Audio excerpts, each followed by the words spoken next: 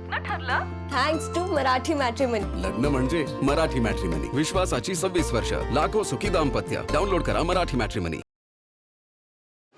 खरं तर मला सकाळी 10:30 वाजता मी निघणार होते हेलिपॅडकडे, म्हणजे विमानतळावरूनच हेलिकॉप्टरचं टेक ऑफ होणार होतं.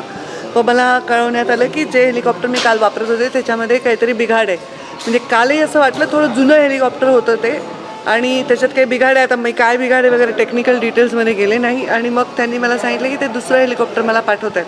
तर तेही हेलिकॉप्टर पाठवायला थोडा विलंब झाला आहे, नाही तर मी बाय कार जाऊन पहिली सभा तरी केली असती. तिकडच्याही लोकांशी मी बोलले, सभा रद्द करणं शक्य नव्हतं.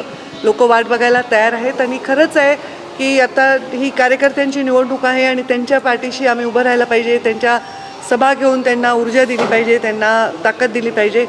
तर मी चालले आता सभेला. लेट झाला आहे 2 तास, पण ठीक आहे, लोक वाट बघायला तयार आहेत. असं की काल तुम्ही वक्तव्य केलं की हेलिकॉप्टरने फिरते आणि आईने देव पाण्यात ठेवलेले आहेत. नाही, म्हणजे लिटरली देव पाण्यात ठेवले म्हणण्याचा अर्थ असा आहे की माझी आई सतत लँड झाली का, टेक ऑफ झाली का. कारण शेवटी एवढी मोठी दुर्घटना जी झाली आहे ना, त्याच्यामुळे सगळ्यांचे मनं हादरलेले आहेत किंवा एक टेन्शन लोकांच्या मनामध्ये आहे.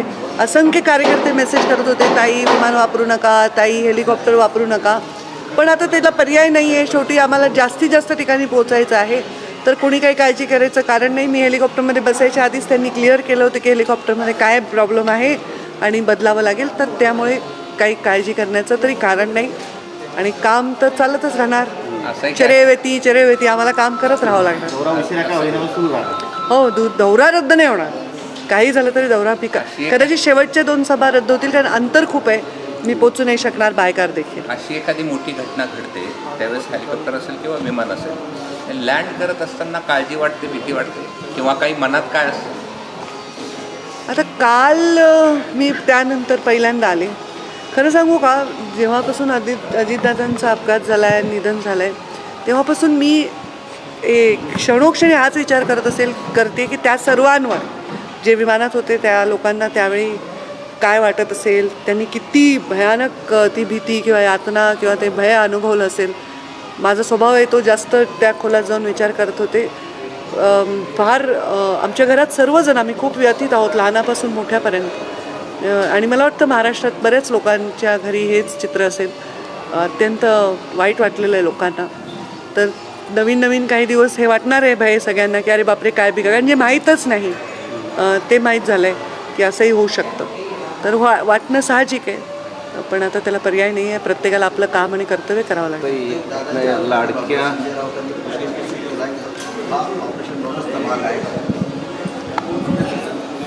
मला याचं काय उत्तर द्यावं खरंच कळत नाही. म्हणजे I have no words to even express तसे विचारही मला करता येत नाही. लाडक्या बहिणीच्या योजनेला अजित पवारांचं नाव द्यावं असं त्यांचेच आमदार मागणी करतात. तर मुख्यमंत्री नक्कीच याच्यामध्ये निश्चित निर्णय घेतील आणि ते जे योग्य निर्णय घ्यायचा ते त्यांच्या पाठीशी आम्ही राहू. संजय राऊतांनी असं पण म्हटलं की अजितदादांचा मृत्यू हा रहस्यमय मृत्यू आहे आणि त्याची माहिती लोकांना मिळाली पाहिजे. आता समजा त्यांनी असं म्हणले तर ह्याच्यावर मी काय म्हणायचं? माझं काय याच्यात औचित्य बोलायचं? मी आत्तापर्यंत कोणाही व्यक्तीच्या कॉमेंट्सवर कॉमेंट करून मीडियाच्या लाईमलाईटमध्ये येत नाही. मी माझे मुद्दे घेऊन येते, माझे मुद्दे मांडते. मी दुसऱ्यांच्या मुद्द्यांवर बोलतच नाही. हे 20 वर्ष तुम्हाला सवय असली पाहिजे. लग्न ठरलं थँक्स टू मराठी मॅट्रिमनी. लग्न म्हणजे मराठी मॅट्रिमनी. विश्वासाची 26 वर्ष. लाखो सुखी दाम्पत्य. डाउनलोड करा मराठी मॅट्रिमनी.